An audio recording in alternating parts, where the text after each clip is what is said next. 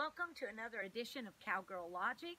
I hope you enjoyed the intro to this. I sure enjoyed my time there in Andrews, Texas with the Texas Christian Youth Bull Riders Association. It was their finals, and oh my gosh, what a fun weekend.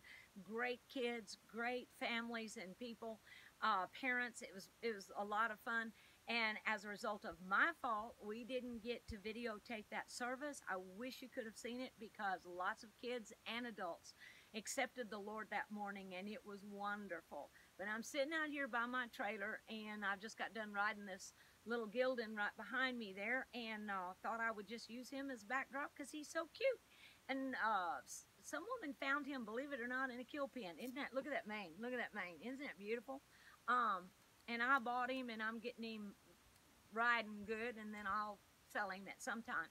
But what I want to talk to you today is the blessings and the repercussions of favor. And you say, really? There's repercussions, bad repercussions of favor? Oh, yeah, there is. And there's plenty of stories in the Bible to prove that fact. But I want to share with you a little bit about it, because if you don't understand what's going on, a lot of times I believe that we can fail the opportunities that we have to go further with God and to step into the blessing that favor was meant to bring to us eventually. But oftentimes, before great favor brings you the fullness of the reward of what God wants to bring you into, it will bring you into trouble. You know, before I get going, let me just read something. I journal things when God speaks to me about something, and this was in August of this year, 2019, and he said, my favor, the Lord spoke to me and about favor. He said, my favor and my ability to attract, it is the cause of blessings and also jealousy and betrayals. Anytime you attract favor, you simultaneously attract the enemy to stir up resentment, jealousy, and eventually even hatred. It comes with the territory.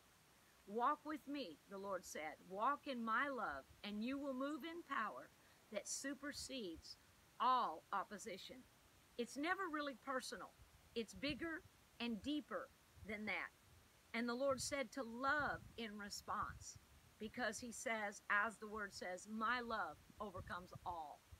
Well, I want to place this in, let's give some biblical reference here. And one of my favorite references for this is found in 1 Samuel chapter 18.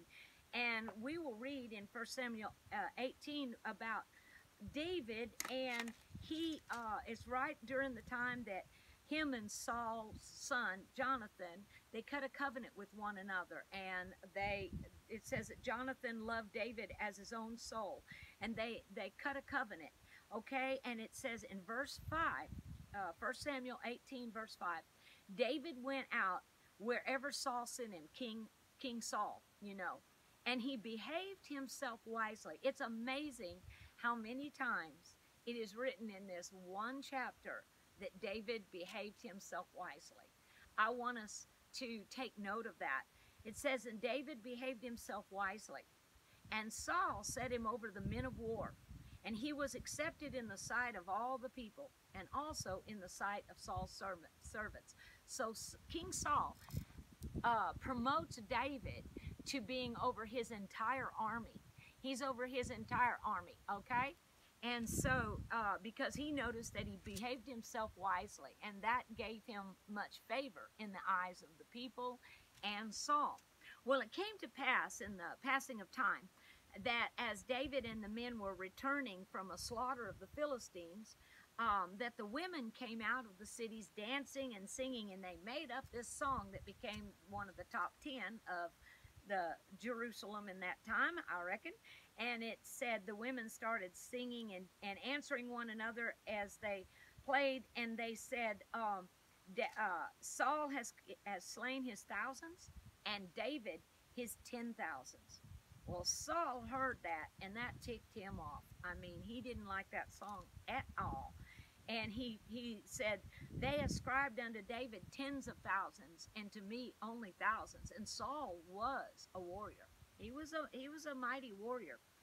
Verse 9, and Saul eyed David from that day forward. And it came to pass the next day that an evil spirit came and entered into Saul. This is where I want to go with this. One of the areas of it is that, you know what? The Bible says in James chapter 3, verse 16, it says that where envy and strife is, there is confusion and every evil work. Okay, wherever there's envy and strife, envy, jealousy. Saul was envious and jealous of David. Why? Because David had incredible favor with the people. Favor will bring you great blessings in certain areas and bring you opposition in others. And if you can't handle both sides of the coin, you're not ready for where that favor will bring you. See, the favor that David had on him wasn't just for the moment. That favor that David had was for the purpose of bringing him in to his kingship, to reigning as a king. And so he's got to learn how to walk in that favor, not let it go to his head, not let him become power hungry and a power mongrel, but also on the other side, it is a two-edged sword. That favor will draw to you not only people's approval and adoration, but it will draw to you people's anger, bitterness, betrayal, devious plots against you to bring you down, because they're jealous of you because you're a threat to something in their life. And Saul began to take David in as being a threat to his position. And his jealousy opened him up to become demon-possessed. Really. It was the beginning of his demonization, because at the end of his days, Saul was totally demonized. I mean, he was so absolutely crazy, blindly jealous and crazy over David that just because he found out that David ended up getting Goliath's sword at a place from a priest that didn't even know what was going on, Saul sent just a horrible fellow, Doeg was his name, to go in and slaughter the city of priests. And it was like 85 priests he slaughtered and their families. He went nuts. He just went nuts. Well, it all started right here. I'm telling you, whenever we become aware of a feeling of jealousy towards someone, nip it in the bud right then. I'm telling you, nip it in the bud. Because wherever there's envy or jealousy, there's strife, confusion, and every evil work. In other words, it opens the floodgates to stuff that you and I don't want to have operating in our lives. And it starts oftentimes with jealousy. Becoming jealous over somebody. Maybe you feel like that they got a place and a position that you deserved. That you're jealous over their talents, you're jealous over the favor that they seem to have from other people. We tend to think, well, that just comes easy for that person, and I got to work. Anytime there is that twinge of jealousy, and we all feel it. We all feel it. I mean, whether in somebody's just talents of being able to ride, being able to cowboy, being able to sing, being able to speak in front of people, being able to cook, drive good, whatever. Handle a horse. You see somebody that you admire their talents and you feel a little twinge of jealousy, right at that moment, you lift that to the Lord. Don't just go, oh, I don't want to be that way. Lift that to the Lord and say, no, that is not me. I will not receive that spirit. I don't agree with that spirit. Because see, what we got to understand is that was an emotion, a thought that came through your mind, that with it comes an emotion. And that emotion is the opportunity to open ourselves up to the spirits, the demonic presence who ride on that emotion. And you and I don't want what comes with that. And you know what? I've always said this. It's the truth. it's the truth that people say, well, I think that person has a demon. No, nobody has a demon. I'm telling you, every demon comes with trailer hitches, y'all. They all come with trailer hitches. I'm telling you, they're hitched to another a demon, and that demon, a jealousy spirit, can open up the door to a betrayal, to a treasonous attitude, to murder, to all of this stuff. It just compiles. All right. So anyway, onward. So it says that Saul began to avoid him, and more than that, David was playing, because he would play a harp and all, and sing when Saul began to be bothered by demonic spirits. And Saul was sitting there listening to it and handling a javelin in his hand, and he threw it at David, trying to pin him up against the wall and kill him, and David was able to escape it and get out of there. Verse 12 says this in 1 Samuel 18. It says, and Saul was afraid of David because the Lord was with him, and he had departed from Saul. Envy and jealousy, and that hungering for power instead of obeying God caused the Spirit of the Lord to leave Saul. And then when he saw that David walked wisely and in favor, and because of that wise walking, and that he got favor not only with man but with God, Saul began to fear him and be afraid of him. It said Saul was afraid of David because the Lord was with him. Now look at verse 13. This is amazing. This is a result of the jealousy. It says, therefore Saul removed David from him, got him out of his presence, and he made David a captain over 1,000. And he went out and came in before the people. Wait a minute. David had been over the entire army. So what Saul did was demote him from basically a 4-star general to a corporal. Something to that effect. I mean, a major plummet and demotion in his rank. And now that would send a lot of people into a spiral of stop acting wisely before the Lord. Right there. Because on David's behalf, a lot of people would say, I haven't done anything wrong. I've worked hard. I've done what I'm supposed to do. I've been obeying God. I've been loyal to my country. I've been a patriot and loyal to the king. And look what happened to me. And they begin to just go, well, bless God, and I'm just going to get what I can get. And I'm just going to, work for myself and look out for myself because nobody's looking out for me. That is not what happened with David. The Bible says, the very next verse, and David behaved himself wisely in all his ways, and the Lord was with him. Oh my gosh. I mean, I'm like, wow. This David guy was an awesome dude. Did he screw up awesomely? Yeah, he really did later on in life. He really messed up. Everybody knows about that. But right here, this is what got him into the place of being called as a king, and he was the best king Israel ever had, even better than Solomon in long term. And the Bible said that that David was a man after his own heart. Even when David screwed up so badly, he repented, and it cost him a lot. I mean, from there on out, there was a lot of trouble in the kingdom, and his household was a wreck because of that horrible chain of events of sin that David did. But right here, David did not let Saul's actions towards him affect him in any way in his walk with God. He just kept acting, behaved himself wisely in all his ways. Now, that would take a lot.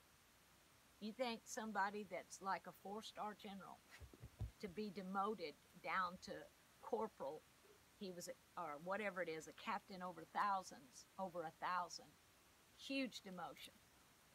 That could sour people to where they don't even put out their best anymore. But look, this is what I want to say about this. Many times when the favor of God comes upon you for a certain position or area of life, it's always for a certain area, all right? It will draw people's approval to you.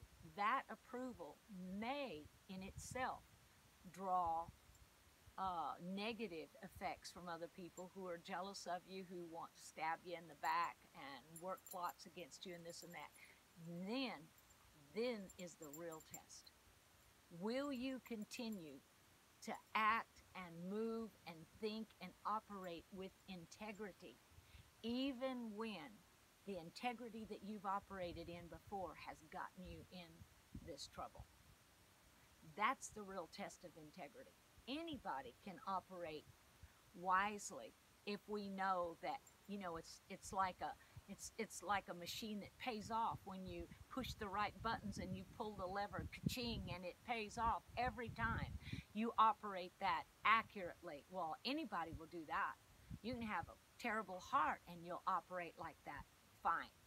But whenever you're operating right and wisely and the results is trouble heaped upon trouble, that is when it becomes a test of inner character. Are you doing it for the results, or are you acting right because that's who you are?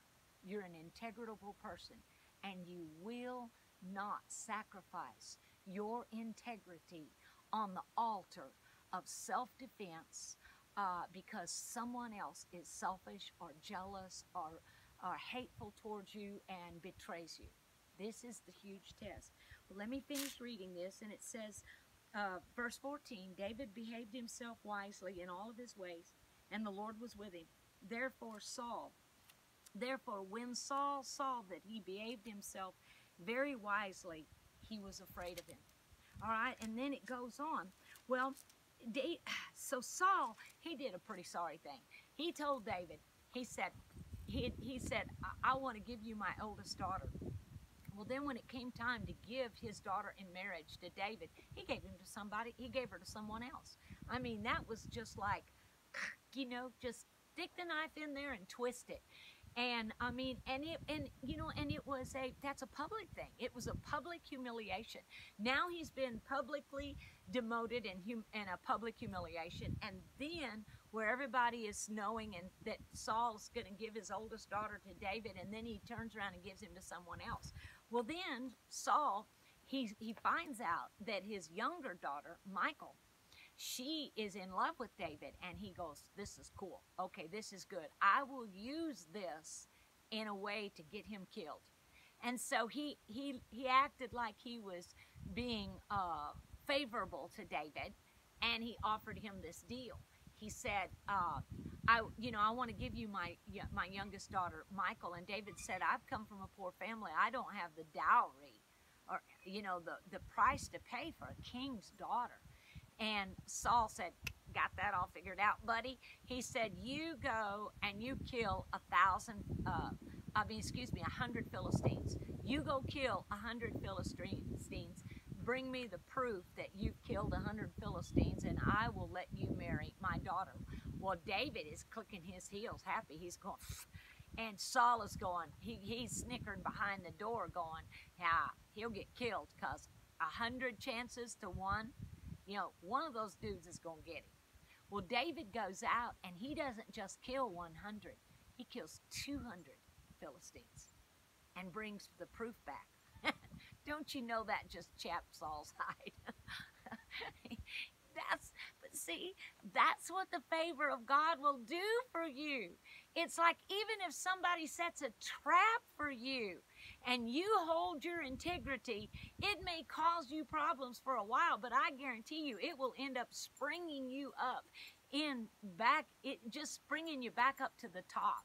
And it was like Saul couldn't defeat David anyway, anyhow, any possibility. And it says in verse 28, Saul knew that the Lord was with David, and Saul was yet more afraid of David, and Saul became David's enemy continually. But David behaved himself even more wisely than all the servants of Saul, so that his name was much set by. Telling you, if you and I walk in integrity, no matter the responses of others, no matter if you're loved or hated, no matter if people are out to help you or they're out to throw you under the bus, you operate with integrity, walk wisely before the Lord. I'm telling you, everything that gets thrown at you will eventually turn around for your good. If outside effects can't change the inside of a man, then that man is capable and trustworthy to walk in integrity no matter what circumstances he's placed in. God bless you. I hope you enjoyed this program. Let me know. This is Crystal Lyons, another Cowgirl Logic. Till next time, thank you so much for joining me.